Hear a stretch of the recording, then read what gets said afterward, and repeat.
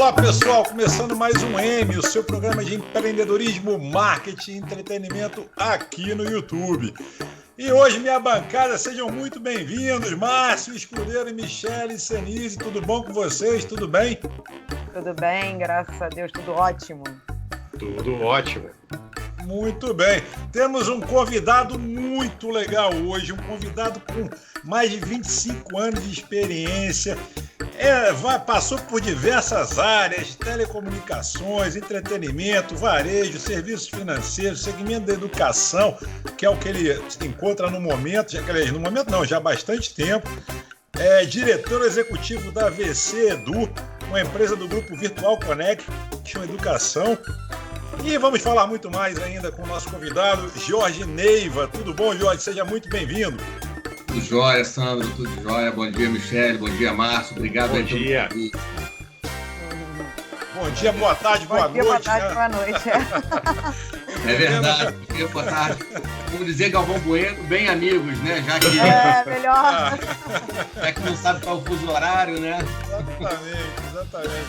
Mas muito bem-vindo, então, Jorge. A gente vai começar aqui com a sabatina de perguntas. Aqui o programa, o M é uma resenha em que a gente propõe análises e reflexões, sempre com muito conteúdo e bom humor.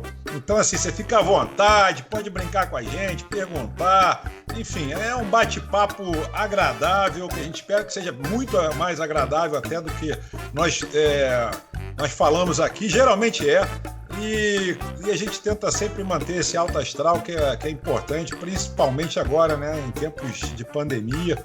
Então, seja muito bem-vindo. Minha bancada, temos o nosso momento manual do YouTube, que eu deixo com vocês aí pra gente, na sequência, começar a conversar com o Jorge Neiva. Eu vou deixar, por favor, Michele, por favor. Muito bem, gente, começando mais um programa, pedindo para você que está aqui, que veio assistir a gente, sempre com conteúdo muito bacana para vocês se inscreverem no nosso canal. Isso é o que move a gente, isso é o que faz com que a gente continue buscando convidados bacanas para trazer mais conteúdo para vocês. Então não deixe de se inscrever, e se você conhece alguém que pode se interessar por esse assunto, compartilhe a entrevista com ele, porque a gente sempre traz boas reflexões e de forma muito leve. Esse é o objetivo do programa. E nesse programa de hoje eu espero que o Márcio não roube nenhuma das minhas perguntas. Estou aqui para isso. Com certeza. Avisar o amiguinho também, Sandro e Michele, porque ele pode, de cara, já, né, depois de se inscrever, dar um like na entrevista, porque vai ser maravilhosa. Além disso, vale a pena também ativar o sininho para quando a gente colocar aí alguma coisa nova, o cara receber a notificação e estar por dentro de tudo que a gente está falando aqui. E meu amigo também comenta, porque a gente gosta de ler os comentários, responde aqui a galera toda inscrita. Se você não tiver inscrito, não perca seu tempo comentando, porque a gente vai te ignorar. E para de mandar o WhatsApp, cara. Escreve aí no YouTube. Pô, tem um buraco aí para você escrever, tá lá, comentário. A gente vai te responder. Para de mandar o WhatsApp. Você é inscrito também. Não fica mandando o WhatsApp, não. É verdade. Gente, quanta malcriação logo hoje. Meu Deus do céu. Mas isso é para o Márcio não perder a mão, porque ele estava ficando muito educado. De vez em quando ele tem que voltar para o raiz, né? É verdade. Ainda bem que esse programa conta comigo e com a Cláudia, sabia? Para colocar vocês no eixo, porque, olha... Aliás, né, vamos aqui, né, mais uma vez, assim, valorizar, né, que após a entrada das duas mulheres na nossa bancada, nossa audiência feminina dobrou e vem aumentando e muito, inclusive. Então, valeu, Michele, valeu, Cláudia, de fato, estávamos precisando, né, de uma representação feminina na bancada, então, muito legal. Muito bacana, e o resultado tá aí, gente, tá? Dobrou o número de alguém que colocasse o Márcio no lugar dele. Bom, vamos lá, vamos falar com o nosso convidado. Nosso convidado, gente, olha só, a experiência, eu não vou citar todo, não, porque é muito grande, realmente é uma experiência muito bacana, mas ele teve passagem na Xerox do Brasil, teve passagem na AT&T, foi gerente de marketing e vendas, também foi gerente de marketing da Interlig, da TIM Brasil, se eu não me engano, aqui da Vivo, Telefônica, né? Foi gerente geral de marketing da Casa e Vídeo. A Anhanguera Educacional, foi diretor de vendas e de marketing. Teve passagem também pela TIM. Estácio, aqui, se eu não me engano, aqui é Managing Partner, algo do tipo. Eu não conheço essa, desculpa, gente, mas a gente pergunta para o convidado. GN, Geração de Negócios, é isso, se eu não me engano.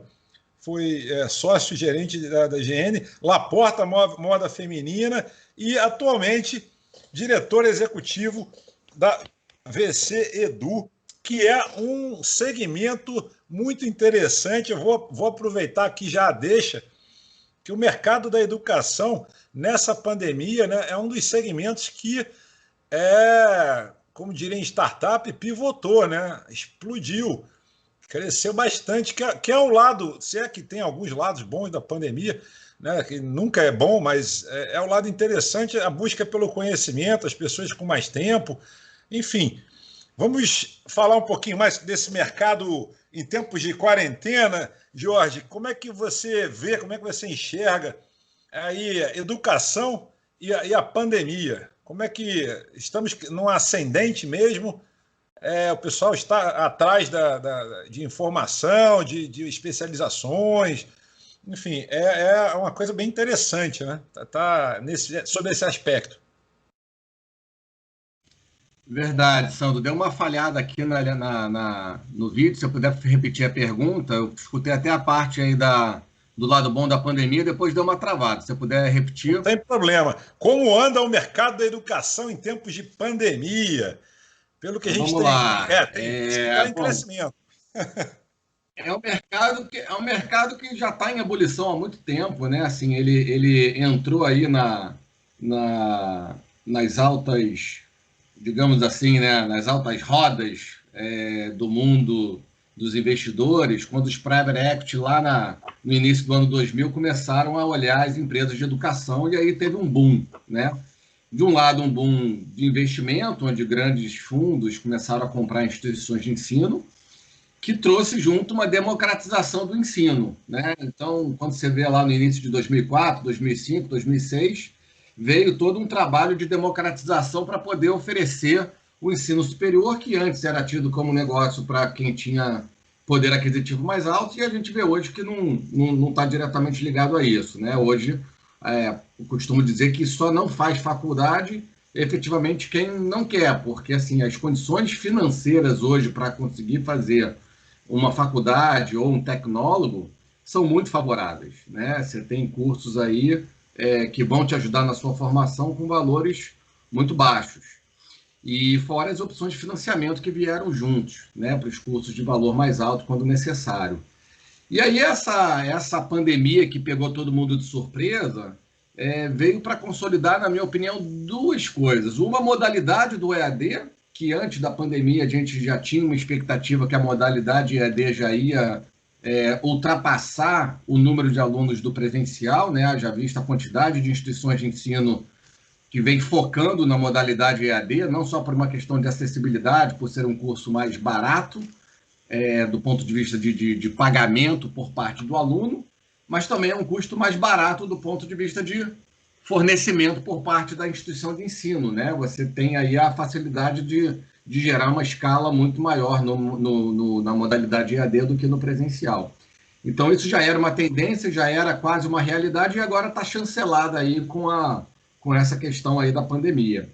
E a outra é que, como todo mundo teve que começar a ficar em casa de uma hora para outra, né, com o isolamento social, as pessoas passaram a usar o tempo, né, muito mais aí para se aperfeiçoar. Seja para começar o curso superior que não estava imaginando começar, seja para fazer um curso extra, seja para fazer uma pós-graduação. Então, acho que a pandemia, nesse sentido, né, com todos os problemas e as catástrofes que a gente está vendo aí com essa epidemia, a gente tem aí essa mudança, essa guinada, né? Então, o setor de educação vem aproveitando aí esse momento no caso do EAD, mas, ao mesmo tempo, sofrendo também no caso do presencial e no caso da conjuntura econômica. Porque, apesar de você ter uma opção de disponibilidade de tempo e de vontade de estudar da população, você tem a retração econômica que acaba afetando o poder aquisitivo de todo mundo, né? Então, você tem aí um desafio bem complicado do ponto de vista de captação de alunos e geração de valor para instituições de ensino, que é o que a gente vê acontecendo aí no mercado, as empresas tendo que se reinventar. É verdade. Acho que o Márcio caiu ou daqui a pouco tá... para mim caiu. Vocês estão vendo ele aí? Sem câmera. Firme e forte. Tô firme e forte aqui. Tá firme e forte aí? Tô. Então tá. Não, porque eu ia até falar contigo, ô Márcio, porque a gente falou muito das fintechs, né, nos últimos programas. Sim. E essa pegada das fintechs, eu acho que também vai na mesma onda da... Seria EduTechs? Chamaria assim. Não sei como houve um crescimento muito grande. Aliás, teve uma tendência, né? Eu diria que quase uma coisa meio compulsiva, né? De criação de fintechs e de investimentos em fintechs pelo mundo. Não foi uma coisa só no cenário brasileiro, não. E eu acho que a educação vem passando por esse momento, e o Sandro bem falou quando você disse deu uma pivotada. É verdade, porque ela teve que se readequar a um sentido novo, né? Essa coisa da pandemia, ela fez as pessoas mexerem as cadeiras e as carteiras também, no sentido das instituições, então, escolares, né, de educação. Eu vou te perguntar uma coisa que a gente vem discutindo muito aqui, que é o modelo, né? Aquele modelo que a gente tinha anterior, de educação à distância, que era um modelo onde a pessoa entrava lá no ambiente virtual e tinha uma coisa meio passiva ali, assistia um vídeo, né? Respondia algumas coisas lá em múltipla escolha. Era uma situação com pouca interatividade, né? Com pouca interação. Isso está mudando, existem projetos, quer dizer, isso vem sendo discutido, porque parece, e aí é uma opinião minha, que isso não tem volta, não. As pessoas vão começar a se educar de casa, vão começar a exercer isso muito mais, até porque existe escassez de tempo, o transporte público é difícil, os deslocamentos são demorados, quer dizer, parece ser uma tendência. Então está sendo repensado. Eu penso o seguinte, que sempre vai existir espaço para todos os modelos, né? Ou melhor, para todas as modalidades. Eu acho que o ensino presencial não vai deixar de existir, né? Mas, naturalmente, o ensino à distância ele vai se solidificando e a tecnologia ajuda muito a potencializar essa interatividade, né? Então, como você bem falou, Márcio, antigamente a pessoa entrava lá, assistia uma aula, quando muito fazia uma pergunta pelo chat, e a capacidade de interação é muito pequena. E com essa pivotada que está dando no mercado, e com todas essas tecnologias que a gente tem hoje, seja de LMS, seja de plataformas one-to-one de comunicação, seja todos esses Zoom, Skype, Google Meeting, Google Classroom e tudo aí que a gente tem de disponível, faz com que a distância seja literalmente encurtada, né? Isso já vinha acontecendo. Mas o que eu acho que vem a ganhar é que, à medida que as pessoas vão se conscientizando de que elas têm que ficar em casa nesse período de pandemia, e depois que acabar a pandemia, elas vão ficar em casa mais por opção do que por obrigação, faz com que elas se policiem para interagir mais, que é mais ou menos um link com o que você estava falando na abertura. Gente, não manda o WhatsApp, bota aqui, né, no comentário. É o que os professores falavam na nossa época. Não existe pergunta errada. Errado é não fazer pergunta, né? E muita gente ainda fica na dúvida ali, quer fazer uma pergunta no privado, não quer fazer público, e eu acho que essa é a grande guinada que tem que acontecer.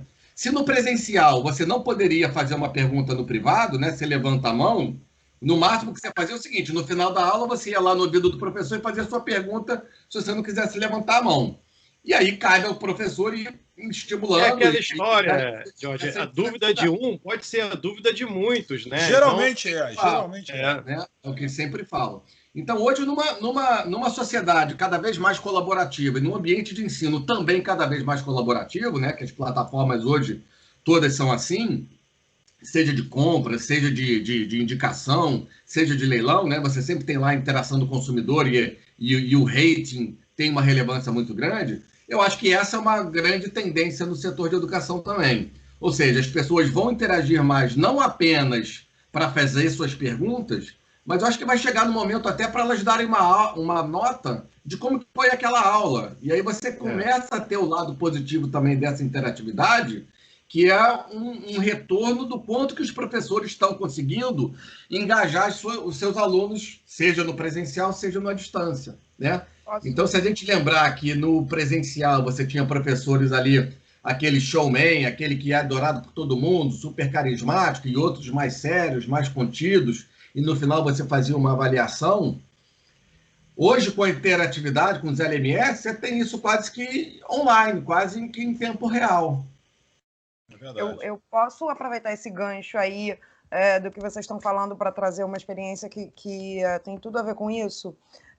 Eu sou cerimonialista, né, organizadora de eventos sociais, e há 6 anos eu faço um curso de formação de cerimonialistas que sempre acontece de forma presencial.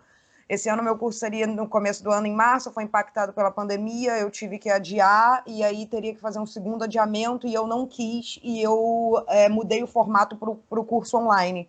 E era uma preocupação muito grande, porque essas pessoas, esses alunos, eles não compraram um curso online, eles compraram um curso presencial, e eles iam levar um curso online.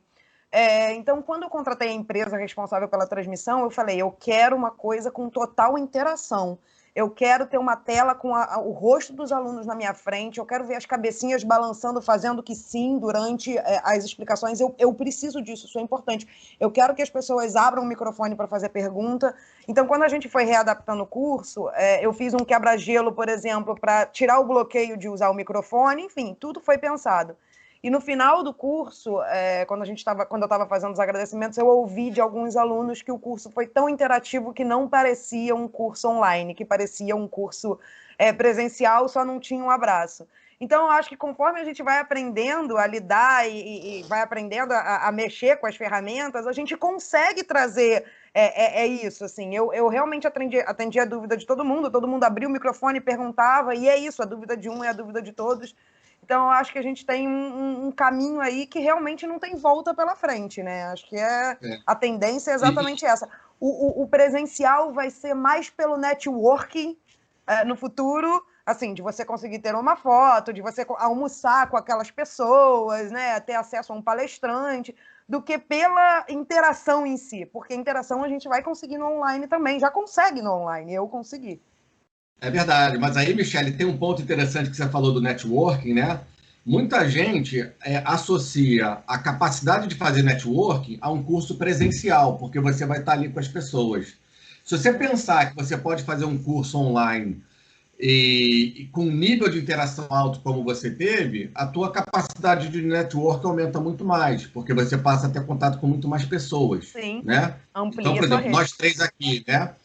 Eu nunca tinha visto vocês 3 na vida, estou conhecendo agora pela primeira vez, só tinha falado com o Sandro uma vez quando me convidou para participar aqui do programa, e agora estou vendo aqui o rosto de cada um, já provavelmente vamos conectar no LinkedIn, trocar o WhatsApp, e se tiver alguma oportunidade de negócio, de curso, de troca de experiência, a gente vai estar se falando depois no privado, mas o primeiro network aconteceu aqui. Então, acho que essa é uma tendência que pode também acontecer no mundo online. Até porque na própria área de marketing das instituições, eles falavam isso. Olha, para quem não quer abrir mão da convivência, nós temos a modalidade presencial. Isso eu acho que é uma grande quebra de paradigma. As pessoas não precisam mais associar convivência à presencialidade.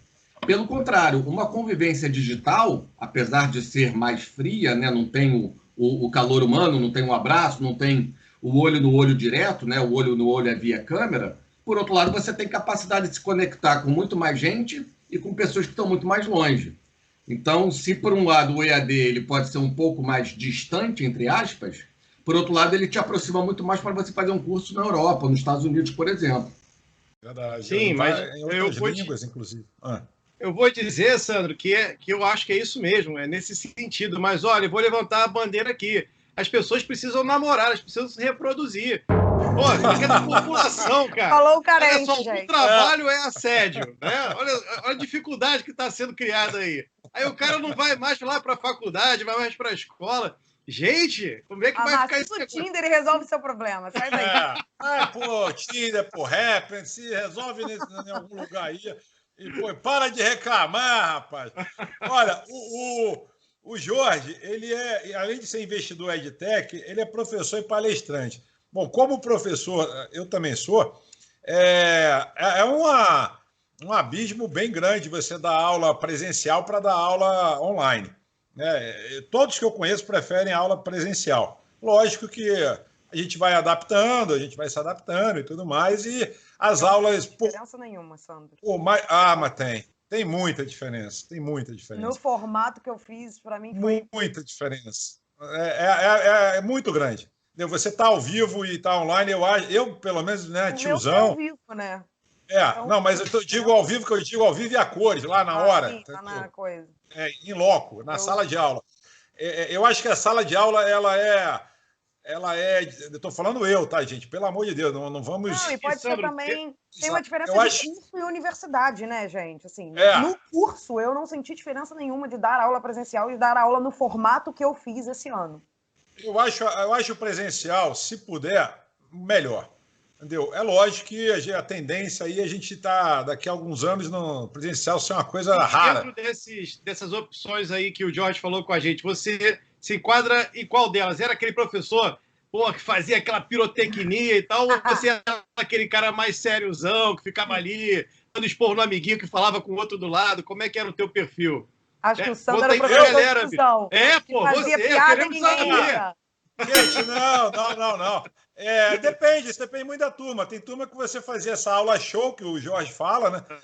Dependendo da matéria, que permite também a aula show, e às vezes é uma matéria mais rebuscada, que não permite tanto você fazer uma aula show, mas que a interação ali na sala de aula, né, dependendo da resposta dos alunos, é o aluno que comanda, na verdade. Você aprende mais do que ensina, isso é chavão, mas é verdade também. Entendeu? Então, assim, eu acho que o presencial é uma palestra, né? Uma palestra também, você com o auditório cheio, é muito mais legal do que... Sente o calor, né? E vai no embalo. Claro, não é à toa que os programas de televisão, gente, que são transmitidos, né, que a audiência chega em milhões de pessoas, eles têm um auditório ali para as pessoas, entendeu? O Faustão tá lá falando para o Brasil inteiro, mas ele também está se dirigindo ali. Esse calor humano faz a diferença, né? Mas eu acho que a grande quebra de paradigma é essa, é as pessoas não deixarem a tecnologia ou a plataforma digital que estão utilizando no momento ser uma barreira para poder interagir, seja para fazer pergunta, seja para fazer piada, seja para fazer um comentário. E hoje você tem as janelinhas que a Michelle falou, né? Quer dizer, o público, de alguma forma, está indo até você hoje. Antes não. A TV, ela falava de maneira muito fria, eu concordo 100%. Mas hoje não. Se a gente conseguisse colocar no Faustão todas as janelinhas, né, das pessoas que estão ali assistindo, seria um grande barato. É que não dá para fazer isso. Mas a gente tem mecanismos já, né, que conseguem minimizar. Né, Márcio? Assim, outro dia eu estava na reunião com um cliente, nós éramos 12 pessoas, 3 do lado da DC Edu e mais o restante do lado do cliente. E todo mundo falando, aí uma das pessoas falou, gente, eu tô com a mãozinha levantada há um tempão e ninguém viu. Ou seja, a gente está aprendendo a usar as plataformas também, né? A gente estava lá numa discussão super estratégica e uma pessoa que estava seguindo a regra da plataforma, que é apertar o botão para levantar a mão, não foi vista, né? Então, por isso que a gente está se adaptando a esse novo normal aí. Gente, deixa eu aproveitar o conhecimento do nosso convidado para tirar uma dúvida, que é uma coisa que eu venho pensando até de forma pessoal, até para o meu curso. O que você acha dos projetos híbridos, os projetos, né, que compartilham aí o presencial e o online? Você acha que é uma grande furada, que um anula o outro, ou você acha que esse é o futuro? Eu concordo um pouco com o Sandro, que assim, o presencial ele tem um valor diferente, né? Mas, de novo, tudo é um trade-off, né? Tudo é você colocar na balança. Se você estiver falando de um curso presencial com um professor lá de Harvard, por exemplo, que você não tem condição hoje de ir, né? Nem condição migratória, porque os Estados Unidos fechou, mas, cara, o EAD está aí para resolver esse problema. Mas se você tem a possibilidade de fazer os dois, ou seja, parte do conteúdo online, parte do conteúdo presencial, eu acho que é muito bacana. Mas isso depende muito do que você está, da tua proposta de valor, né? Se é um curso, se é uma faculdade, se é um workshop. Então, por exemplo, uma convenção de vendas, né? A gente, né, outro dia eu participei de uma convenção 100% online. Não é igual, né? Toda convenção de vendas, no final, 6 horas da tarde, você vai lá, faz um happy hour, todo mundo interage. Ali não, acabou que, cara, happy hour online é uma coisa difícil, porque como é que você vai, né? No happy hour você fala, tem um grupo de 3, um grupo de 4, um grupo de 2, você fala, aí você sai de um, vai para outro, você não tem isso no online. Então, acho que o modelo híbrido, ele é muito vencedor por conta disso, porque você tem a escalabilidade do online, mas você não abre mão ali de ter o teu calor humano ali quando precisa para alguma interação mais direta. Ainda mais numa interação 1 a 1, né? Que no presencial é muito mais fácil do que quando você está numa plataforma com várias pessoas ao mesmo tempo. É verdade. Eu vou citar aqui a Estácio, que a gente aqui fala e cita nomes também. Pô, vamos polemizar e tal. E você já trabalhou na Estácio, mas fica à vontade, Jorge. A pergunta não é polêmica, é uma pergunta, inclusive, de mercado mesmo, uma pergunta que a Estácio mudou. Se eu não me engano, foi uma das primeiras, se não foi a primeira, a lançar a tal da graduação online. Eu acho que o marketing da Estácio, eles têm uma agressividade, uma sacação muito boa. Eles sempre foram rápidos e sempre foram agressivos. Essa mudança de terminologia de EAD para online, eu também achei uma sacação muito bacana. Digital, né? Eles usam digital, exatamente. Muito legal. Graduação digital, né? Eu acho isso bacana, porque eu acho que o termo EAD ficou um pouco, ou na minha percepção, ficou um pouco engessado, né? Parece aquelas aulas que o Márcio falou no início, que são gravadas, você não tem ali o professor em tempo real, conversando contigo. E era assim mesmo, né? De fato era. Você gravava e o aluno geralmente odiava essas aulas. A gente, quando eles entravam em sala de aula, falava, porra, tem que fazer isso aqui EAD. Eu me lembro quando empreendedorismo foi uma das primeiras que foi para EAD e todo mundo reclamava pra cacete. Depois começou a ir 20%, né? O MEC liberava até 20% das disciplinas para EAD, e todas que iam para EAD, todo mundo reclamava. Né? E hoje você tem a aula mais dinâmica, né? Eu acho que essa sacação da Estácio foi bacana. Graduação digital, né? Graduação online, essas coisas. Eu acho que ficou... A terminologia está mudando, né? Eu acho que o EAD está caindo em desuso, talvez, né? O EAD, né, o termo educação à distância, vem lá da época, né, até por carta, né? Por na carta. Época da guerra, né? Então, universo online, não, como é que era aquela coisa de carta que você fazia curso, tudo quanto era coisa, era universo... Curso por correspondência. Curso por correspondência, esqueci o nome. Então, assim, é um termo que veio sendo utilizado, né, por muitos e muitos anos. E realmente, agora o EAD ele virou um online, né, que acabou se transformando no digital, né? Por quê? Porque aí você tem toda a tecnologia, todo o LMS, todo o aparato, todas as plataformas que te ajudam nisso daí. Mas o que eu acho mais interessante nessa terminologia é que você também tem um link com outras categorias, né? Então, por exemplo, você pensar hoje medicina, né? Medicina é um curso que é totalmente presencial, né? Não dá para você se formar médico sem ter aulas práticas, é impossível. Pô, tá louco. Mas, ao mesmo tempo, é impossível você pensar em ser um cirurgião sem pensar em tecnologia. Verdade. Operar por laparoscopia, operar por robô, né? Então, assim, aí, de novo, você sempre vai ter um peso maior ou menor, né? Então, assim, um curso de administração sempre vai ter mais capacidade de ser digital do que um curso de medicina, de odonto, de medicina veterinária e por aí vai, né? Mas a questão da digitalização, né, do termo digital, ele faz parte de tudo, né? Então, foi uma sacada legal, sim, da Estácio, eu acho bacana, né? Você entra lá, antigamente a modalidade era presencial, EAD e semipresencial. Semipresencial, é verdade. E aí vem Eu mudando acho. isso, porque assim, pô, né, o semipresencial, na verdade, era para você pegar um cara que quer o presencial, mas não podia pagar um presencial. É.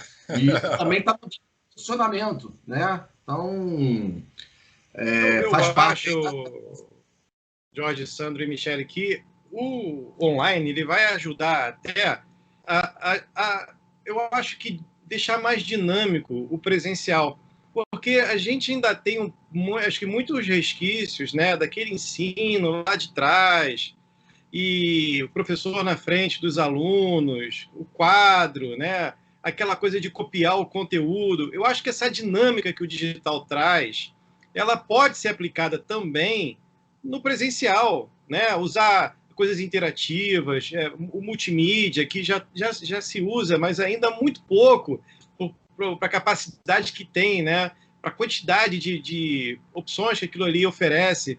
Então, acredito que isso também vai ajudar a uma mudança na estrutura do ensino presencial. Coisas, tecnologias, as quais a gente acabou de referir agora, podem ser adotadas, elas podem ser mais utilizadas, e eu acho que isso vai trazer um ganho muito grande para tudo, porque tem coisas que são contraproducentes.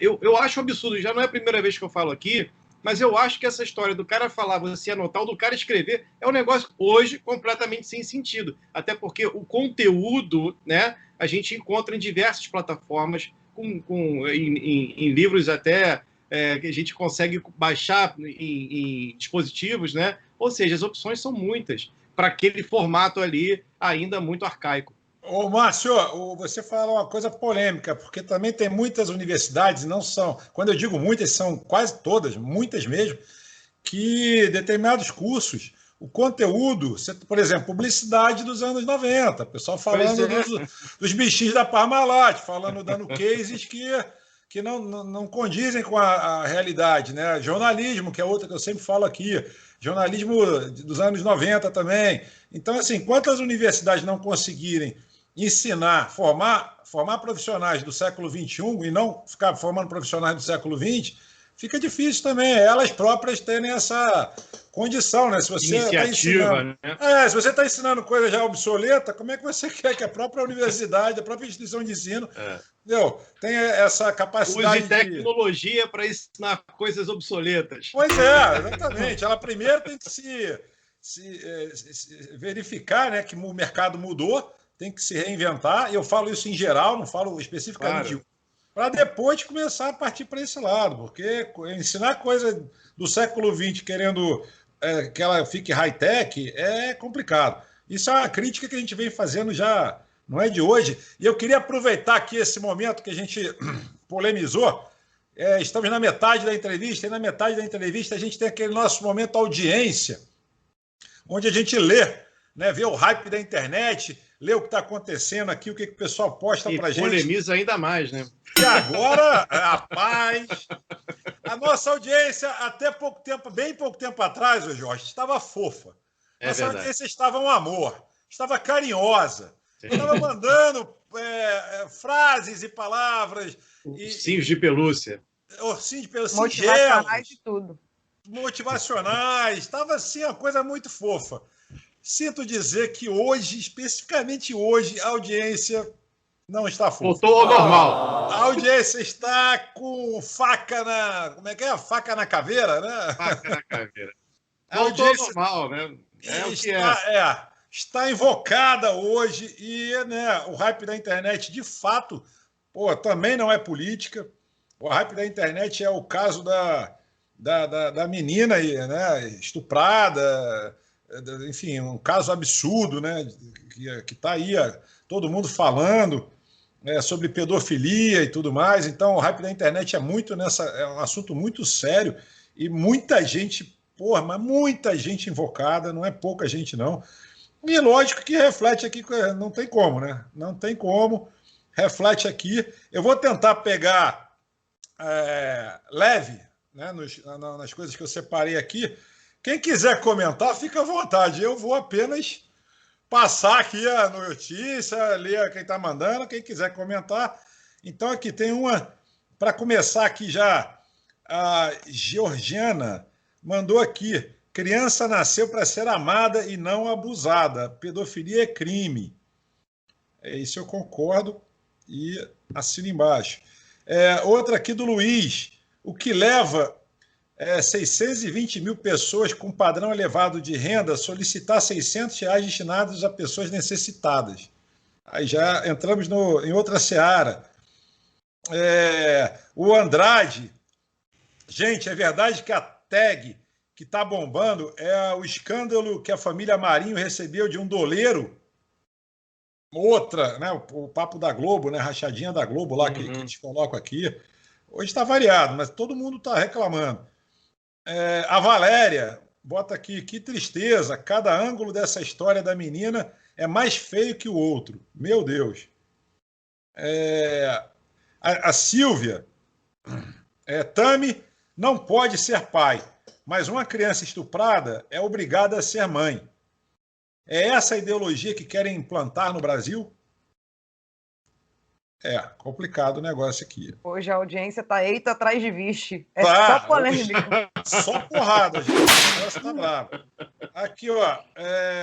Essa aqui é engraçada. Consegui separar uma mais fofinha, mais engraçada. Para dar uma amenizada, né? Vamos lá. O Jorge diz o seguinte: agora cumprimentar é com os pés. Chamar o elevador é com o cotovelo. Só uma dúvida. Fazer sexo ainda é com a mesma coisa?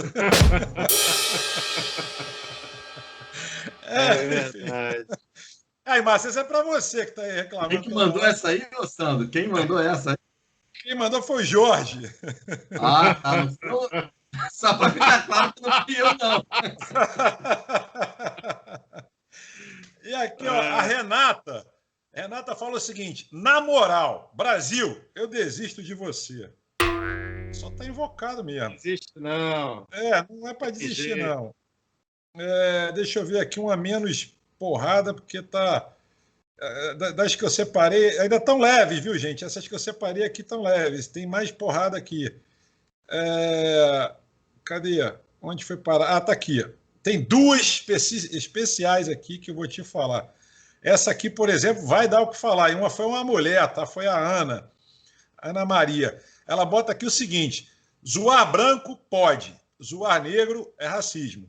Zoar homem pode, zoar mulher, machismo. Zoar hétero pode, zoar LGBT é homofobia. Zoar a direita pode, zoar a esquerda é fascismo.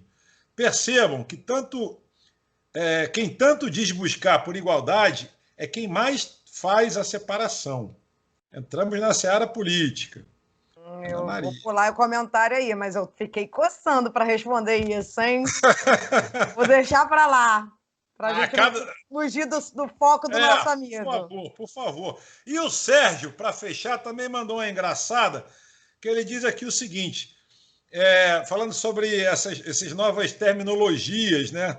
Aí ele bota aqui: não é call, é ligação, não é job, é trabalho, não é deadline, é prazo. Não é budget, é orçamento. Ele não deve ser da área do mercado publicitário, provavelmente, mas está invocado. Não é meeting, é reunião. Não é case, é um projeto ou relato. Não é briefing, são instruções, roteiro. Não é mindset, é mentalidade. Porra! Caraca, meu irmão! O cara está invocado. Enfim, não deve ser do mercado, né, de marketing nem de publicidade. A gente até entende que a gente tem essa tendência de falar palavras em inglês e tal. E eu vou fechar com uma minha mesmo, que eu respondi esses dias. Eu fiz aniversário recentemente e o pessoal começou a me zoar, né, falando porque eu tô coroa, que isso, que aquilo. E eu respondi o seguinte, nas redes sociais: não estou envelhecendo, estou me tornando um clássico, viu? Chupa aí, galera. Hashtag chupa. Bom, vamos continuar, então, a nossa entrevista. E o momento já foi, já brincamos, já polemizamos aqui algumas coisas. A Michele louca para falar Eu quero. Segura a onda aí Não, eu não vou fazer comentário Poxa. sobre isso, não, porque eu vou ficar horas aqui falando e a gente vai. Deixa pra lá. Um dia a gente faz um programa só para eu explicar o porquê de você. Vamos. Enfim, ter cuidado. Bom, deixa pra lá. Vamos lá. Não, vamos fazer depois um papo da redação, que aí a gente Vamos, adorei a ideia. Que aí a gente. Só, diga. eu queria fazer uma pergunta para o Jorge, mas falando mais a fundo agora sobre a Você Edu. VC, não é você, não, é VC. É verdade, você tem razão, a gente falou no começo. Me roubou a pergunta. Me roubou não roubei, não. Eu acho que pergunta. Não. Ai, meu Deus. Vai lá. A VC Edu é uma empresa que dá suporte para instituições de ensino, para captar e reter clientes, alunos e tudo. Eu entendi isso fazendo pesquisa sobre vocês e ficou uma dúvida. Vocês atendem cursos, escolas, universidades, enfim, instituições de educação em geral. Quando a gente fala em comunicação para a escola, em retenção e busca de clientes para a escola, a gente, em geral, fala com as mães, né? E quando a gente fala em universidades, em geral, a gente fala direto com o aluno. Tem alguma diferença de comunicação na linha de comunicação entre se comunicar para as mães, se apresentar para a mãe e se apresentar direto para o aluno, para o estudante? Eu queria que você falasse um pouquinho sobre isso. Tem muita diferença. Assim, interessante sua pergunta, porque dependendo do tipo de cliente que você está atendendo, a sua estratégia é completamente diferente, né? Então, a gente atende grandes instituições de ensino, como a Estácio, como a Croton, como outras, onde, quando você fala com o cliente dele, que é o aluno, você está falando com o usuário final do serviço, normalmente ele é que paga a própria mensalidade, é um jovem trabalhador lá entre seus 25 anos, ali, 30 anos, às vezes mais novo, 19, 20 anos, que está fazendo ou sua faculdade ou sua pós-graduação.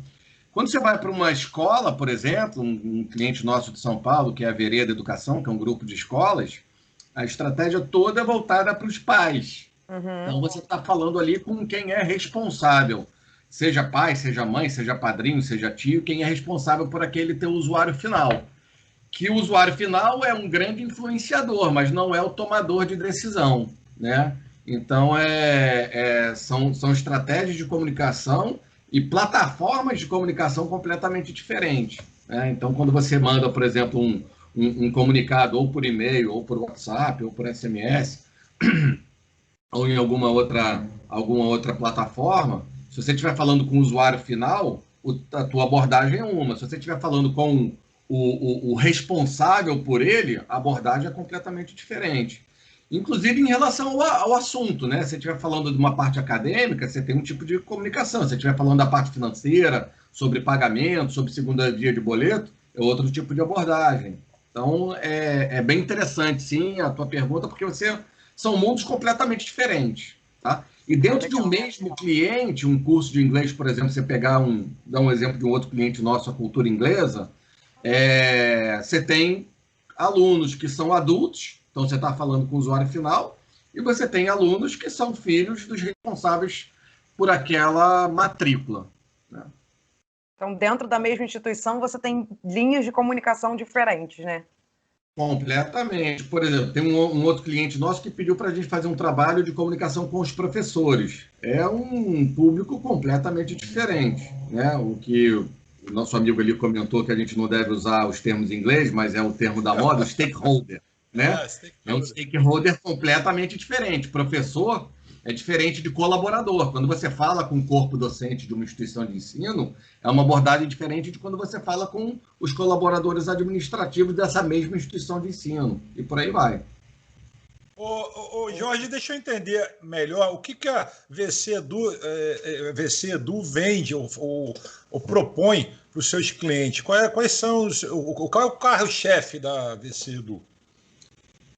O nosso carro-chefe é ajudar as instituições a aumentar a base de alunos, seja captando mais alunos, ou seja, fidelizando e retendo os alunos já existentes. Ou os dois, né? Tem clientes que pedem para a gente fazer os dois.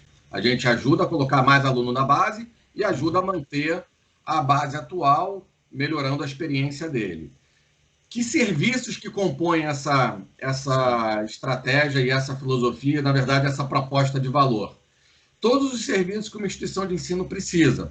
Então, você tem desde call center até uma central de atendimento, uma central de renovação de matrícula e até soluções de tecnologia. Então, você tem diferentes cases aí, né? Diferentes nichos, digamos assim. Então, você tem Vocês clientes... mexem também Vocês mexem em corpo docente também? Vocês entram nessa seara também?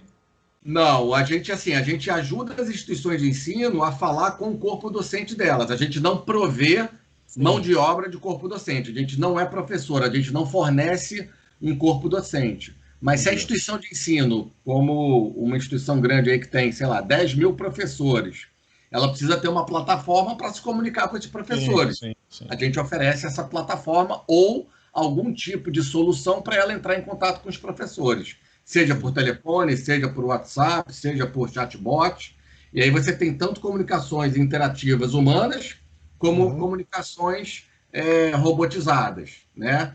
E aí a gente entende o que cada instituição precisa. Você tem instituições muito pequenas, que são nossos clientes, instituições aí que tem 400 alunos, 500 alunos apenas, e que ela precisa otimizar alguns processos. Então, por exemplo, ela não tem dinheiro para pagar 3, 4, 5 pessoas para ficar na secretaria. Então, a gente vai lá e otimiza o processo da secretaria, que a gente chama de secretaria digital, onde ela tem ali um software que custa, sei lá, R$400 por mês para ela, onde um colaborador dela vai poder fazer o trabalho que 3, 4 fariam. Até o momento em que você tem instituições de ensino com 600 mil alunos, que você precisa gerar escalabilidade para alguns processos e fornecer soluções de captação e de retenção via ou televendas, ou telecobrança, ou teleatendimento, ou qualquer outro processo que precise de escala, né? Então, aí a gente entra ou com uma central de atendimento, uma central de vendas, ou uma central de relacionamento, dependendo da estratégia de cada instituição. Então, a gente... Desculpa te interromper, Jorge. Não, legal, eu tenho... Então, a gente, na verdade... Para te indicar, Jorge, eu tenho cliente para ti. Vamos fazer business, vamos fazer negócio. Vamos fazer negócio, fala em português. Vamos fazer negócio. Cara, é difícil falar em português. No meio que a gente vive, os termos são todos em inglês. Mas eu respeito. Vamos pegar o gancho da nossa audiência. Eu respeito a opinião do nosso amiguinho da audiência, mas é difícil. Se ele está escrito, eu respeito. Se não tiver escrito, Sandro, eu acho um absurdo o que ele está falando. É o homem merchan falando. Você ainda não falou da Flicos. A gente está com... Eu vou fazer 50 minutos de programa e você não fez um merchan hoje, Márcio. É verdade. Não sei por que eu não falei da Flicos. Eu não sei, Sandro. Eu não sei da Flicos aqui. Eu estava pensando na Flicos, porque a gente tem esses 6 meses aí que a gente está no ar. Ontem, se eu não me engano, foi um dos dias mais concorridos. Muita gente entrando na plataforma, chegou a assustar. Mas faz parte. Eu acho que esse movimento das pessoas em casa, buscando educação, buscando informação, isso vai ficar, vai se perpetuar, sabia? É uma opinião minha. Eu acho que não tem novo normal coisa nenhuma, que as pessoas vão voltar para a vida natural, não diria normal, mas natural, viver com naturalidade. Né? O que é normal? Sei lá, bicho. O normal de antigamente, há 100 anos atrás, era hoje é completamente diferente e amanhã será diferente de hoje. Eu queria perguntar uma coisa para o Jorge que tinha a ver com o que ele estava falando, e é uma curiosidade minha. E eu não sei se ele tem isso de cabeça, porque é realmente uma informação muito precisa. Mas você tem ideia, Jorge, de quanto está o lead, quanto custa o lead para a educação, desse trabalho que vocês fazem? Mas depende da campanha, não? Não, estou falando para obtenção de aluno, né? Então, eu gosto dessa pergunta, porque já me fizeram essa pergunta em outras ocasiões, e é muito interessante, porque, cara, eu acho que o preço do lead é uma das coisas menos relevantes que existe. E o mais relevante que existe é o teu custo de aquisição, né? Uhum. Então, se você compra 100 leads e paga R$1 em cada lead, você vai gastar R$100. Se você tiver 10% de conversão, Você teve 10 alunos, Sem dúvida. Custou R$10 a aquisição. É um custo de aquisição que pode ser muito bom ou pode ser muito ruim, dependendo do serviço que você está vendendo, né? Então, assim, respondendo sua pergunta, hoje você pode comprar bases de dados no mercado, né? Existem empresas especializadas seguindo aí o que a LGPD determina, que você consegue comprar um lead por 20 centavos, 30 centavos, 10 centavos, R$1, enfim, tem de tudo que é preço. Mas quando alguém me pergunta isso, eu sempre falo, cara, isso não é relevante. O que eu digo é o seguinte, pensa no seu custo de aquisição, quanto que você vai gastar com os leads, quanto que você vai gastar para converter esse lead em cliente, e aí você divide um pelo outro e você olha o teu CPC, né? Sim, eu te fiz essa pergunta, Jorge, porque essa semana a gente estava levantando algumas questões de mercado e avaliando vários mercados, né? Mercado de educação foi um deles, o mercado de consumo, né?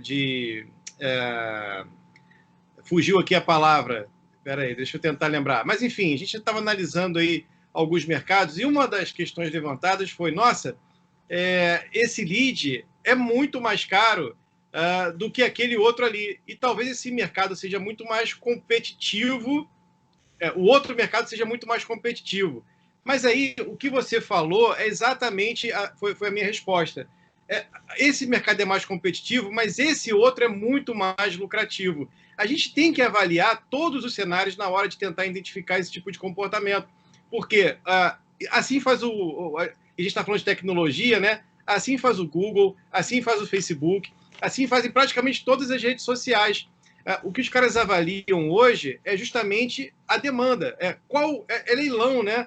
Qual evento é mais procurado? Qual palavra, no caso do Google, é a mais pesquisada? Então, isso vai fazendo um ajuste. E a pergunta da educação foi justamente porque a procura pela educação aumentou muito, a educação online. Eu imagino que com essa concorrência, quer dizer, muitos players, esse preço tenha subido bastante em relação ao que era no passado. E o que eu sempre falo é o seguinte, cara, não se preocupa enquanto você está pagando no lead. Se preocupa quando você está pagando para adquirir um aluno. Exato. Porque o lead, ele é muito pouco relevante frente ao que vai custar depois lá no final. Você pode pagar R$1 ou pode pagar R$10 por um lead. Imagina você ter capacidade, por exemplo, de falar com um aluno que acabou de fazer o Enem e está na dúvida de qual curso ele vai fazer. Cara, tá fresquinho ali na cabeça dele. Esse cara vale muito. Ou você falar com um aluno que fez o Enem há 2 anos atrás e não está estudando ainda. Esse cara é mais difícil de converter. Então, assim, o valor do lead, na minha visão, ele é muito pouco relevante. Você tem que pensar, primeiro é o CPC, que é o custo de captação, né? O custo por cliente. E depois o ROI, né? Em quanto tempo que você pega esse valor de volta. Porque se você estiver vendendo um curso que dura 2 anos por R$180, o teu ROI vai ser 1. Se você estiver vendendo um curso de R$1.000 por 4 anos, o teu ROI é completamente diferente. Então isso também é muito importante na hora de fazer a conta. E vocês fazem esse mapeamento, Jorge, dessa galera que se formou, quer dizer, que passou no Enem, que está pronta para a universidade, vocês conseguem fazer esse mapeamento para entregar para esses seus clientes de uma maneira mais consolidada, justamente para poder otimizar esses custos? Sim, o que a gente faz? Na verdade, os próprios clientes já fazem isso, né? A estratégia de marketing das grandes instituições está muito voltada nisso, né? Se você pegar lá em janeiro, que é o dia que divulgam o resultado do Enem, são os dias de maior tráfego nos sites das universidades. Por quê? Porque o cara descobriu se ele entrou na faculdade pública ou não, né? E aí, se ele não entrou na pública, ele vai para as particulares e aí dá um boom de inscrição. E aí eles vão direto do Google. Você pegar lá, né, o Google Trends lá, você vai ver lá que né, dá um boom lá na pesquisa. Aí o que a gente faz? A gente ajuda as instituições de ensino a captar esse lead o mais rápido possível. Como é que ele faz, por exemplo? O cara entrou lá no site de uma instituição de ensino. Quando ele entra no site, ele pode se inscrever no vestibular de cara, escolher o curso, modalidade, tudo. Ou ele pode simplesmente botar o nome, e-mail e telefone, que é um produto nosso que a gente chama Call Me Now. E aí, quando ele bota nome, e-mail e telefone, esse lead já vai direto para a nossa central e a gente entra em contato com o aluno em questão de minutos. Então, quanto mais quente é o lead, maior a chance de você converter. Então, o que a gente faz é exatamente isso. Nas datas mais importantes, a gente ajusta algumas operações que, na verdade, acontecem o ano todo. A gente tem clientes, por exemplo, hoje, que se você entrar em qualquer momento do site deles, por exemplo, um outro cliente nosso é a MedCell, que é um curso preparatório para médicos que vão fazer residência médica. A gente ajuda eles na captação de alunos para eles. E aí, você entrar lá no site deles, você vai ser atendido ou pela equipe deles, ou por uma equipe terceirizada, que pode ser a gente, e aí a gente fornece esse tipo de solução. Então, a gente ajuda as instituições de ensino nesse sentido, oferecendo tecnologia e solução para que ele capte o maior número de alunos possível no menor espaço de tempo.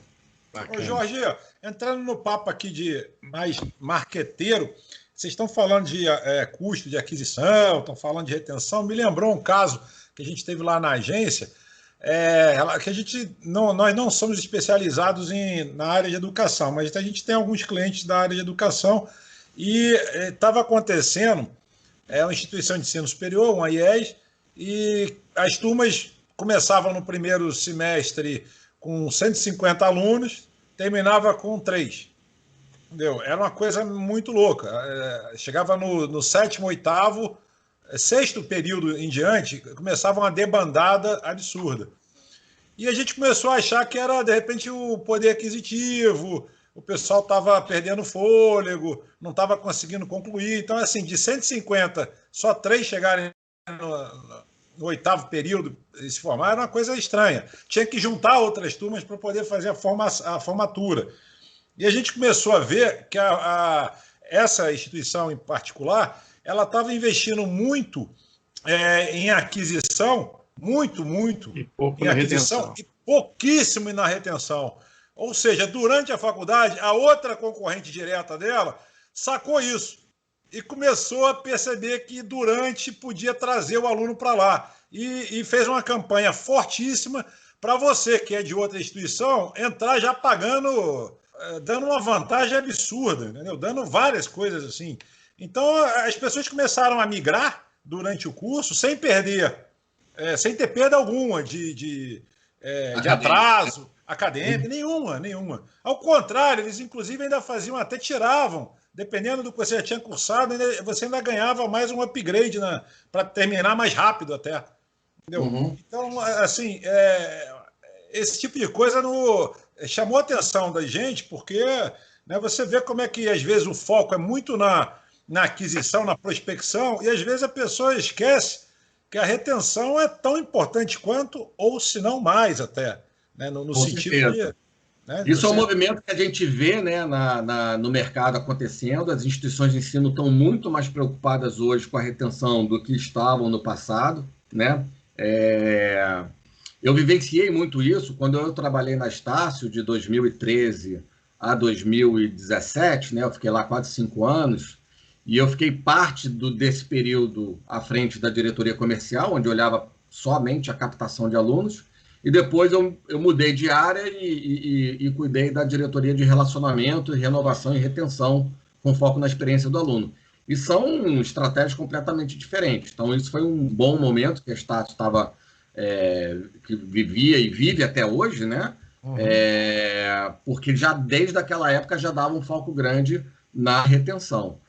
Por outro lado, você não vê isso em outras instituições, principalmente as instituições de menor porte, né? Eles fazem um esforço muito grande para adquirir aluno e depois não conseguem manter o aluno. Por quê? Porque já existe uma evasão natural de cada 100 pessoas que decidem fazer a faculdade, uma boa parte delas vai desistir no primeiro período, né? Verdade.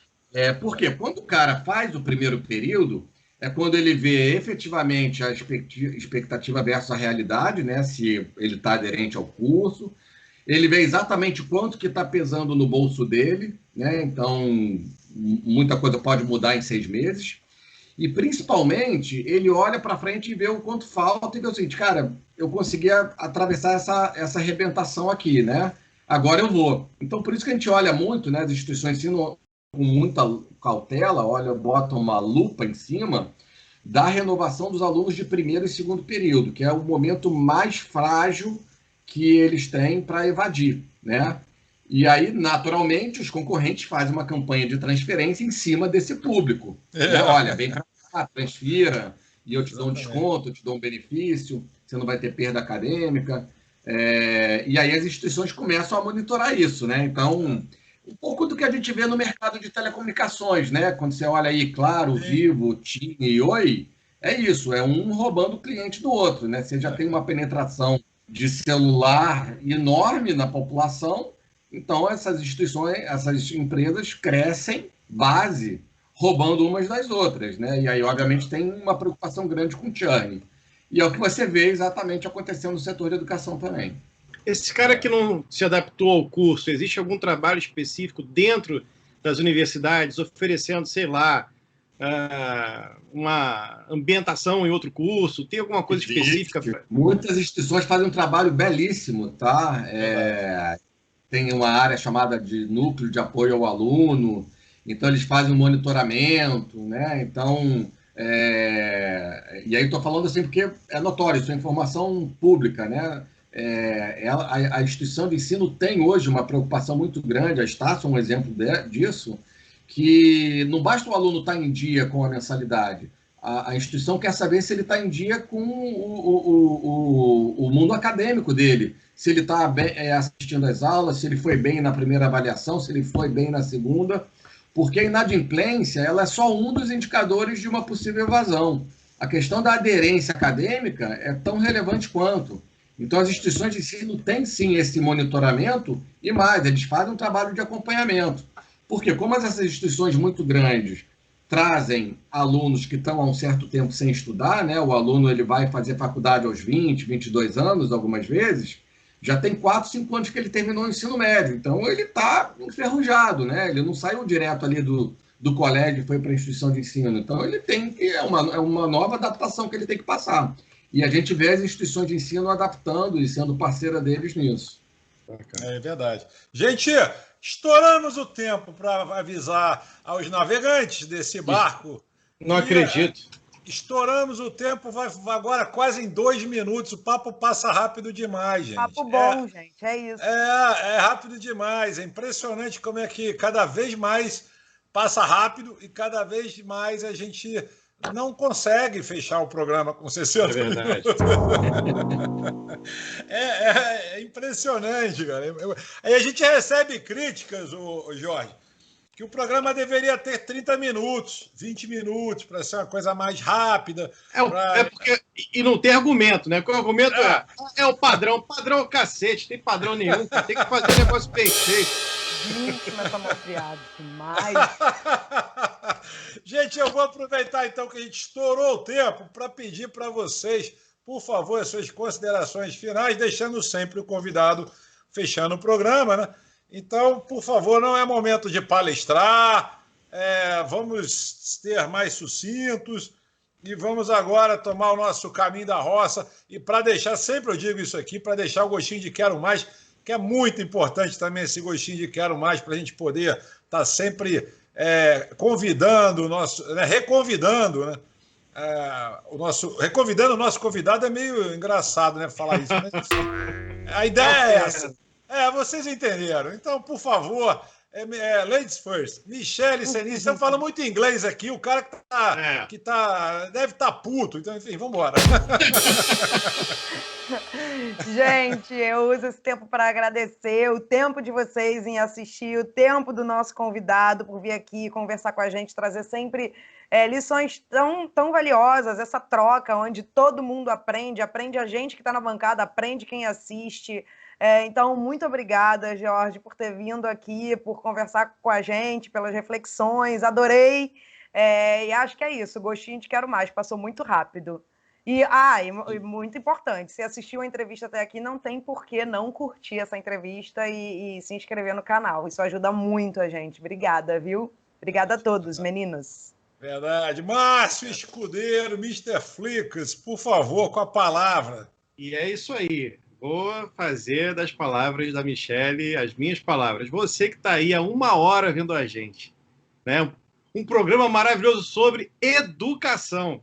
Bicho, É uma falta de educação desgraçada você não clicar aí no se inscrever e nem dar o like e não fazer um comentário dizendo que a gente é muito legal, que, pô, o Sandro, clássico Sandro, é incrível, não precisa se preocupar com essa história de envelhecer, que é igual vinho, e vai falar da Michelle também, que é a pessoa sensacional, que não comenta coisas polêmicas, mas tá lá, você viu que ela queria, E, galera, obrigado por estar aqui com a gente fica muito feliz de fazer esse programa para você, é sensacional, eu me divirto, eu aprendo pra caramba, e eu quero agradecer ao nosso convidado por ter compartilhado essa informação, esse conhecimento, essa experiência toda que ele adquiriu ao longo da sua carreira com a gente e com a galera que nos assiste. Obrigado. É verdade. Também faço as minhas palavras, minha bancada sempre muito assertiva nesse momento. Hoje você não palestrou, que maravilha. Então, vamos aproveitar então, esse momento raro, né, e passar a bola. Né? Já vou agradecendo também, deixando o convite aqui, Jorge, para voltar mais vezes, para a gente trocar várias e várias ideias, mais resenhas. O papo passa rápido, mas realmente é muito bacana. É com você agora para fechar o M de hoje. Obrigado, pessoal. Eu agradeço aí, assim, nunca tinha participado aqui desse programa, né? Fico super lisonjeado e contente aí com a possibilidade de voltar. Se alguém aí quiser debater algum tema específico numa próxima ocasião, bota aí nos comentários, né? Sugere um tema, a gente pode fazer depois uma outra rodada em cima de algum tema específico. Ou se quiser entrar em contato comigo também, lá no site da DC Edu tem meus contatos, no meu LinkedIn tem meus contatos. Falar de educação é sempre um prazer. Falar de negócios é importante, é legal, mas falar de educação é melhor ainda, né? Então, estou à disposição aí para quem precisar depois entrar em contato comigo, seja no público, seja no privado, tá? Fica a critério de vocês. E se quiser depois fazer uma outra rodada em cima de algum tema específico, é só sugerir aí que eu estou à disposição. Legal. Muito obrigado, Jorge Neiva. Meus amigos da bancada, mais um programaço. Agradeço aí, logicamente, que eu tinha certeza que ia ser, e tá aí, o resultado tá aí. Gente, muito obrigado. Lembrando para vocês do outro lado da telinha que o nosso programa M aqui no YouTube é de segunda a sexta-feira, sempre às 20 horas, às 8 horas, a partir das 8 horas da noite. Pessoal, valeu, um abraço.